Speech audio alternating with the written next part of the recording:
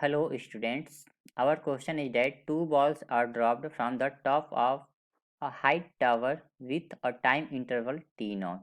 Okay, where t naught is smaller than the time taken by the first ball to reach the ground which is perfectly inelastic. The distance s between the two balls plotted against the time lapse t from the instant of dropping the second ball is best representation by. Okay, the question is that I have a tower. Let us consider this is the tower. Okay, and here are two balls. This is our first ball, this is our first ball, and that is our second ball. Okay, when the first ball is dropped, it covered some distance, and that distance is given in the question s, and covering of that distance, the time taken of that ball is t naught. It is also given. When it covered s distance ball first, then second ball is dropped, and after that we have to draw the graph between the time that time is taken from when the second ball is dropped, and the distance between these two balls, means when the first ball is come here, then the distance between s we have the draw distance between these two balls and the time elapsed between and these two balls. Okay, in this is the time elapsed t, and this is the distance between these two balls. You see in the question that already in between these two balls there is some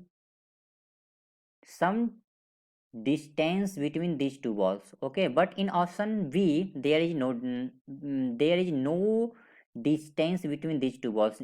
In the graph is start from origin, so that is the wrong option.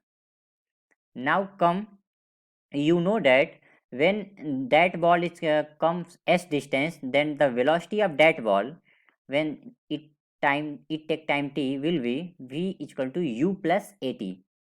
Okay, and initial velocity both ball have 0, so in first ball v1 equal to u 0 plus a means g and t naught.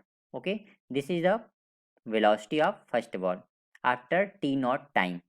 Okay, you know that when the first ball is hit the ground hit the ground, then the velocity of first ball will be 0 because the earth is perfectly inelastic, and the second ball have some velocity, and that velocity will be increasing with respect to time because here acceleration g is acting continuously. Okay, so the distance first ball velocity 0 and second ball velocity is not 0, matlab that ball is come towards the first ball, so the distance between these two balls will be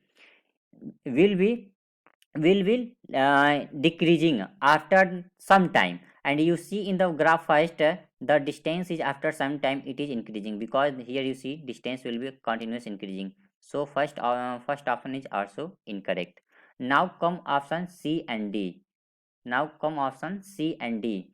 You see in option first, you know that the the graph which is drawn between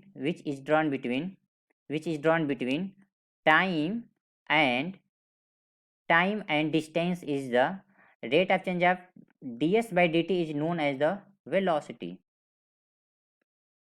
Correct, ds by dt is known as the velocity, you know very well.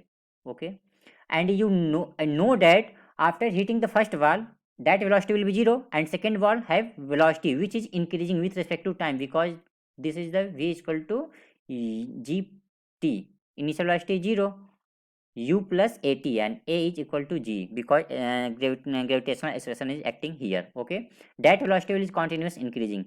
Okay, after some time, initially they have some distance, and in c and d option some distance is already here. Okay, when first ball is not hitting the ground, then there is a constant distance between these two balls, means s will be constant because both have a same acceleration, g will be acting, so distance will be constant, so here is a constant line both graph. Okay, now come here, you see that the concavity in both graph will be changes. Okay, so you know that when the first ball hit, then that velocity will be 0, and second ball have greater velocity, yeah, greater speed.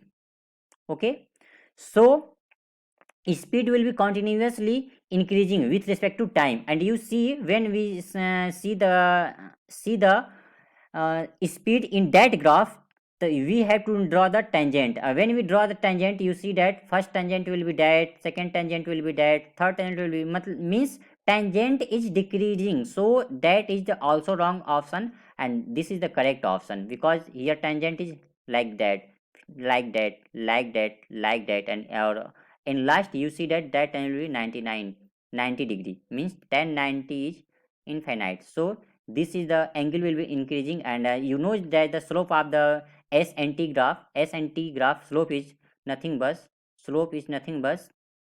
ds by dt, and this is known as the velocity. So this is the correct option. Option number D is the correct. Thank you.